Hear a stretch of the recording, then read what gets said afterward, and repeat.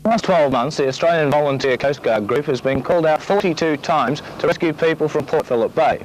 On several of those missions, of course, their job was made a lot more difficult by not knowing where they left from or where they were supposed to return to, or the exact area in which they were fishing.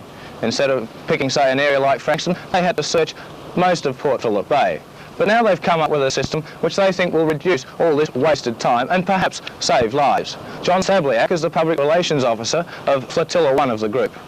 The basic idea of these cards is we'll be requesting public to fill these cards in on launching the ramps where this system is operating, filling in details of vessel, length, colour, also the type of power, registration numbers of the boats, car and trolley numbers, and also skipper's name and address and telephone number, and finally place of launching, destination and expected time of return.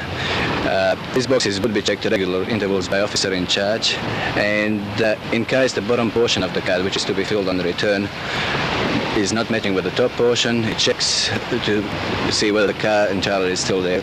If they're not, it checks the address, and in case all these queries give negative answers, it institutes search and rescue.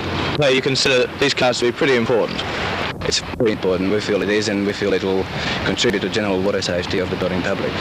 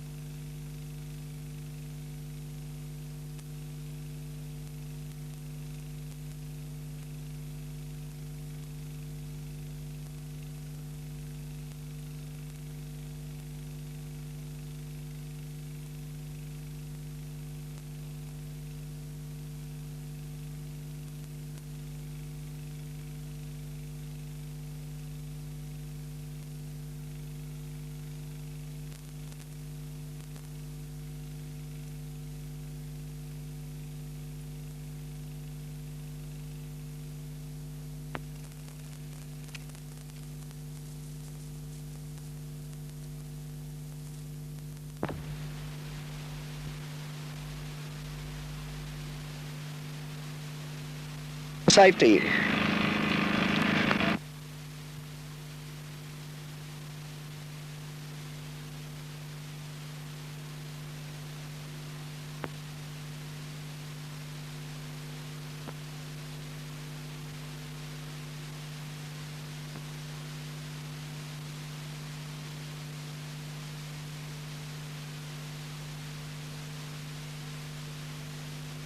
So I'll close with these remarks that I invite the Victorian squad to formally make a submission through me, which I will take up to the Chief Secretary, that I believe you deserve some sort of financial assistance from the government and the taxpayer generally.